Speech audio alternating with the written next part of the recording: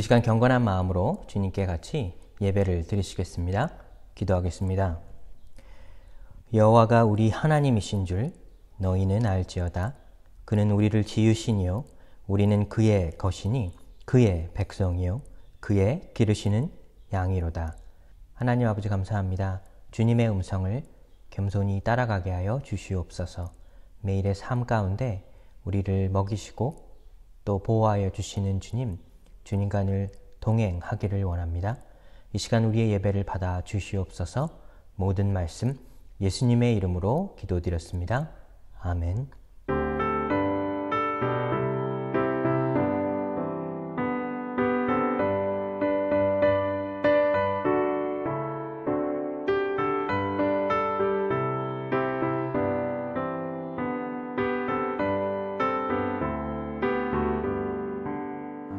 편찮는 주님의 사랑과 거룩한 보혈의 공로를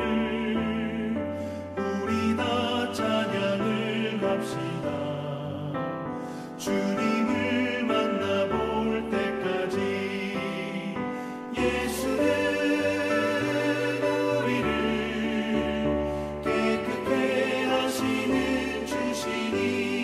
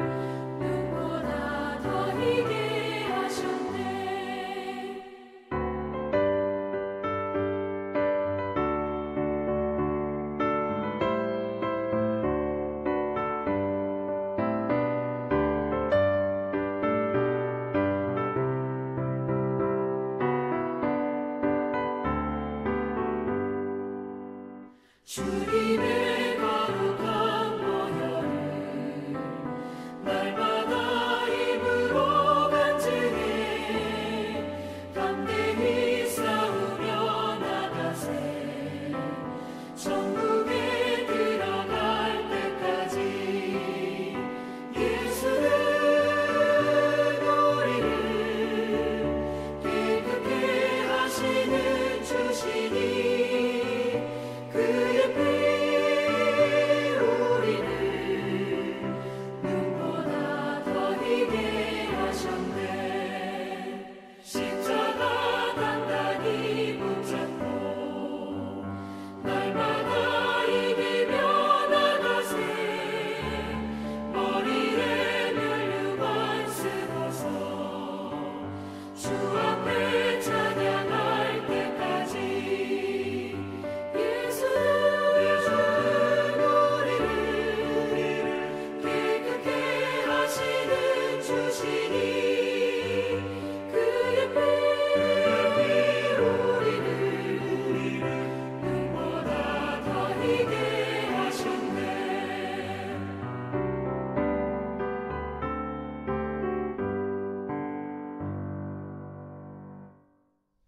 오늘 나눌 하나님의 말씀은 마태복음 26장 36절부터 41절까지의 말씀입니다.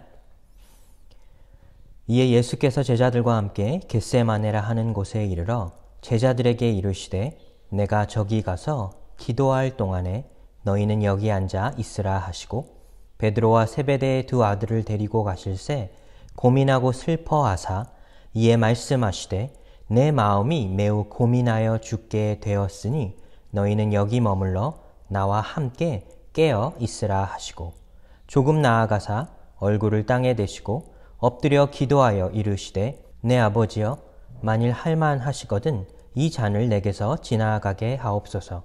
그러나 나의 원대로 마으시옵고 아버지의 원대로 하옵소서 하시고 제자들에게 오사 그 자는 것을 보시고 베드로에게 말씀하시되 너희가 나와 함께 1시간도 이렇게 깨어 있을 수 없더냐. 시험에 들지 않게 깨어 기도하라. 마음에는 원이로되 육신이 약하도다 하시고 아멘. 몇 년 전 기독교 여론조사 설문기관에서 미국인의 기도 생활이라는 주제로 이 성도들에게 이 기도에 관하여 이렇게 물어본 적이 있습니다. 하루에 얼마나 자주 기도하십니까? 이렇게 물어본 것입니다. 놀랍게도 이 응답자의 31% 정도는 하루에 3번 이상 기도한다고 응답했습니다. 사랑하는 여러분, 여러분은 하루에 얼마나 혹은 몇 번이나 기도하십니까? 그런데 이렇게 기도를 3번 이상 한다고 대답한 사람들이 어떤 기도를 하는지 물어보게 되었을 때 그들의 대답이 이랬습니다. 가족이나 친구를 위해 혹은 개인적인 문제나 어려움을 위해 기도한다고 응답한 사람들이 전체 사람들의 70% 이상이 되었던 것입니다. 즉 개인의 기도의 제목을 놓고 매일 하루에 3번 이상은 기도한다는 것입니다. 그렇습니다. 우리 그리스도인들은 매일의 삶 가운데 나름 기도를 드리며 살아가고 있습니다. 근데 우리가 드리는 기도의 제목들을 조금씩 들여다보면 그 기도의 내용은 대부분 이런 기도들입니다. 뭔가 구하는 기도입니다. 우리에게 필요한 것이 있는데 우리의 힘으로는, 우리의 지혜로는, 능력으로는 얻을 수 없기에 우리는 하나님 앞에 나아가 기도하는 것입니다. 하나님, 내가 원하는 것을 간절히 주시옵소서, 그렇게 기도하는 것입니다. 또 우리는 찾는 기도를 드리곤 합니다. 어떤 선택의 기로에 서서 옳은 판단을 할 수 없을 때 하나님께 나아가 도움을 요청하는 것입니다. 과연 우리가 어떤 선택을 해야 하는지 주님께 여쭙는 것입니다. 물론 이런 기도들이 우리의 삶에 중요한 기도들입니다. 예수님께서도 이런 구하는 기도에 대하여 우리가 하나님 앞에 구하라 말씀하셨습니다. 마태복음 7장 7절에 보시면 구하라 그리하면 너희에게 주실 것이요 찾으라 그리하면 찾아낼 것이요 문을 두드리라 그리하면 너희에게 열릴 것이니. 예수님의 이 약속의 말씀처럼 우리도 구하고 찾는 기도를 열심히 드릴 수 있어야 합니다. 주님께서는 분명히 그런 기도의 제목에 응답하여 주실 것을 약속하셨기 때문입니다. 그런데 우리 신앙의 삶을 살다 보면 이렇게 구하고 찾는 기도도 중요하지만 또 드려야 할 중요한 기도의 제목이 있습니다. 그것은 바로 시험을 대비하는 기도입니다. 사실 이 기도는 너무나 중요한데 오늘날 많은 그리스도인들이 그 중요함을 잃어버린 채 살아갑니다. 그래서 대부분의 기독교인들은 이 시험을 대비하는 기도를 드리지 않습니다. 그러다가 시험이 찾아오게 되었을 때 큰 낭패를 보는 경우도 있습니다. 오늘 본문의 배경은 예수님께서 겟세마네 동산에서 기도하시다가 체포당하시는 장면입니다. 예수님은 이제 곧 로마 병정들에게 체포를 당해 고난 받으실 것을 아시고 제자들에게 기도를 부탁하셨습니다. 특별히 베드로와 야고보와 요한에게는 깨어있어 기도하라 명령하셨습니다. 그런데 제자들은 기도하지 못하고 잠들어 버리고 말았습니다. 특히 베드로는 주님께서 일전에 하신 말씀처럼 주님을 3번이나 부인하는 잘못을 저지르곤 합니다. 오늘날 우리의 삶도 마찬가지입니다. 많은 그리스도인들이 시험을 대비하는 기도를 잘 드리지 못한 채 살아가게 됩니다. 그러다 우리 삶에 시험이 찾아오게 되는 그 순간 그 시험을 이겨내지 못하고 결국에는 그것에 걸려 넘어지곤 합니다. 우리는 우리에게 찾아올 시험들에 대하여 대비하는 기도를 잘 드릴 수 있어야 하겠습니다. 그렇다면 시험을 대비하는 기도란 무엇일까요? 우리는 어떻게 그런 기도를 드릴 수가 있을까요? 오늘 본문을 통해 그 답을 찾아볼 수가 있습니다. 오늘 본문 41절에 예수님은 이렇게 말씀하셨습니다. 시험에 들지 않게 깨어 기도하라. 여기서 시험에 들지 않게 라고 하는 이 말씀을 잠깐 살펴보겠습니다. 시험이란 무엇일까요? 한마디로 시험이란 사탄이 믿음의 사람들의 그 믿음을 뒤흔드는 것을 말합니다. 사탄은 이 믿음의 사람들을 흔들어 그 믿음에 넘어지게 합니다. 믿음을 잃어버리게 하는 것입니다. 믿음의 사람들이 이 시험에 들어 믿음을 잃어버리게 되면 하나님의 뜻을 거역하게 되고 더 나아가선 하나님 앞에 더 큰 죄를 범하기도 합니다. 결국에는 이 하나님과의 관계가 깨어지고 마는 것입니다. 더 이상 하나님의 자녀로서의 삶을 살지 못하고 자신의 넘어짐에 계속해서 지속적으로 어려움을 겪게 되는 것입니다. 사도 베드로는 베드로전서 5장 8절에 이렇게 말했습니다. 너희 대적 마귀가 우는 사자같이 두루 다니며 삼킬 자를 찾나니. 당시 교회 안에 많은 사람들이 이 시험에 넘어지는 그런 경험을 했다는 것입니다. 마치 마귀가 삼킬 자를 두루 찾아다니는 것과 같이 믿는 사람들이 이 시험에 들게 되면 넘어질 수 있으며 그 안에서 대비할 수 있어야 한다는 것입니다. 아무리 우리 스스로 믿음이 좋은 것 같아도, 우리 믿음의 자리를 잘 지키는 것 같아도, 우리가 기도로서 우리의 삶을 준비하고 예비하지 못한다면 마귀가 우는 사자와 같이 그 먹이를 삼킬 자를 찾는 자 같이 우리도 그 앞에서 넘어질 수 있다는 것입니다.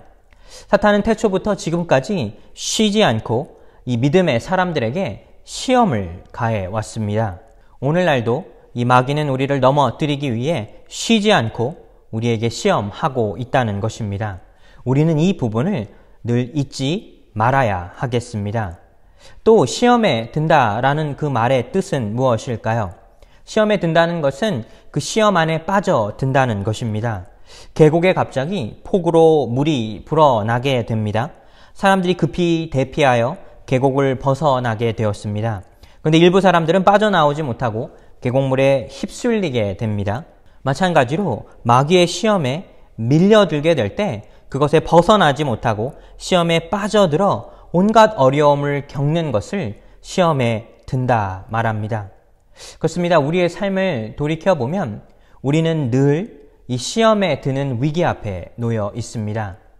시험에 유혹이 있고 또 그 유혹 앞에 넘어지기도 합니다. 우리 삶에 시험이 없는 삶은 없을 것입니다. 늘 우리에게 이 사단 마귀가 시험하려 하기 때문입니다.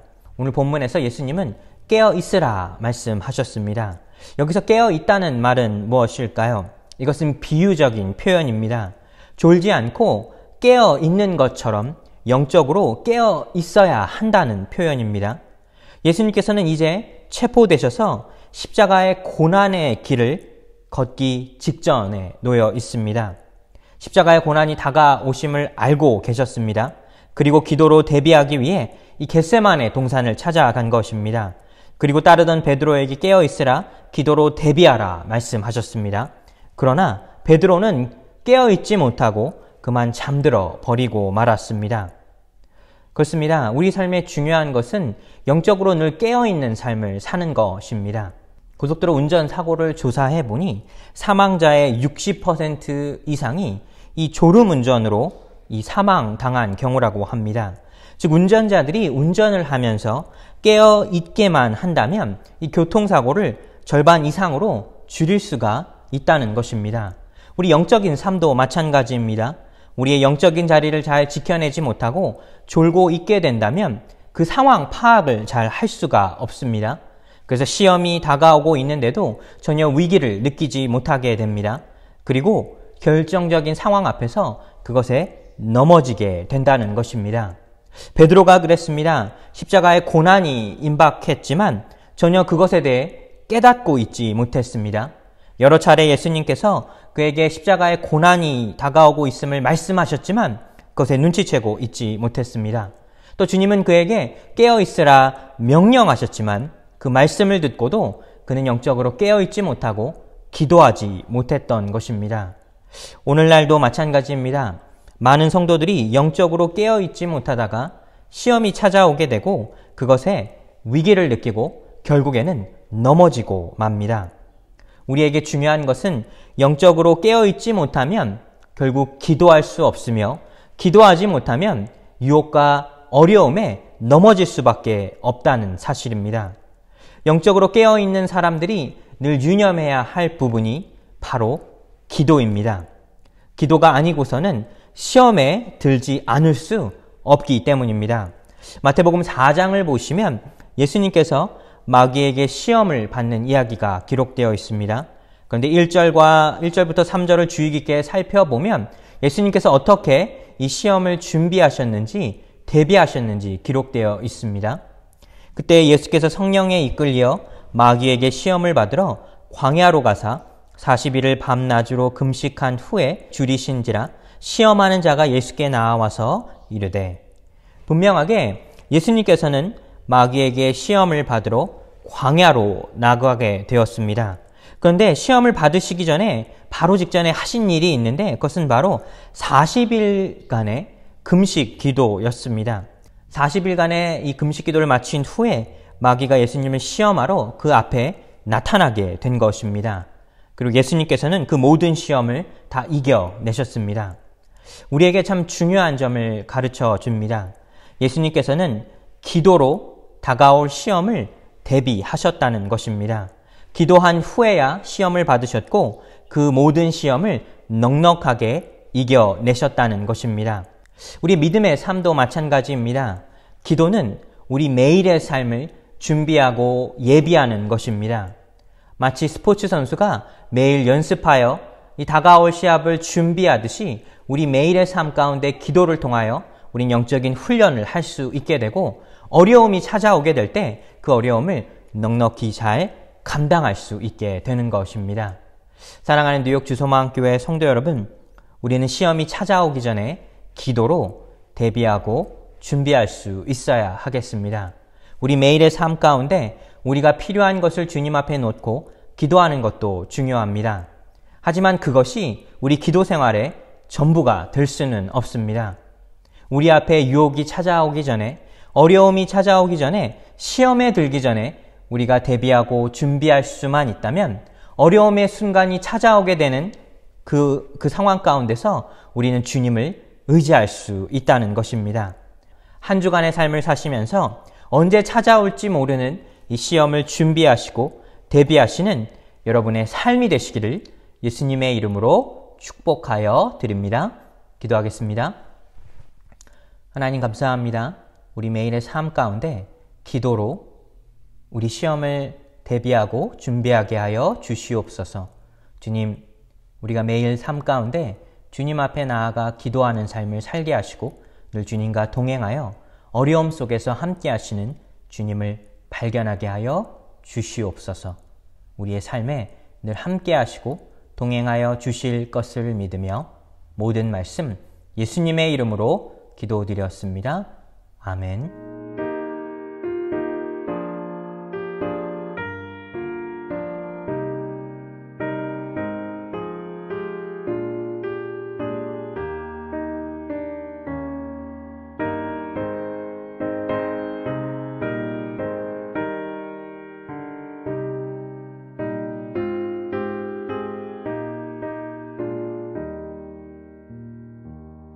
나 예수께 줘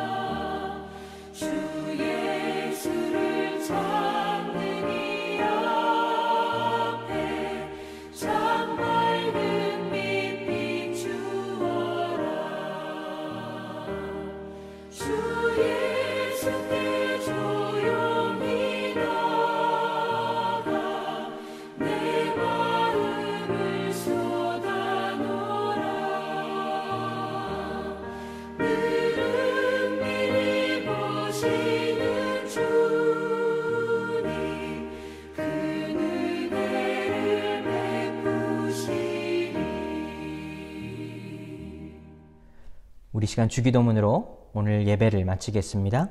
하늘에 계신 우리 아버지여, 이름이 거룩히 여김을 받으시오며 나라의 마옵시오며 뜻이 하늘에서 이룬 것 같이 땅에서도 이루어지이다. 오늘날 우리에게 일용할 양식을 주옵시고 우리가 우리에게 죄 지은 자를 사하여 준 것 같이 우리 죄를 사하여 주옵시고 우리를 시험에 들게 하지 마옵시고 다만 악에서 구하옵소서. 되게 나라와 권세와 영광이 아버지께 영원히 있사옵나이다. 아멘.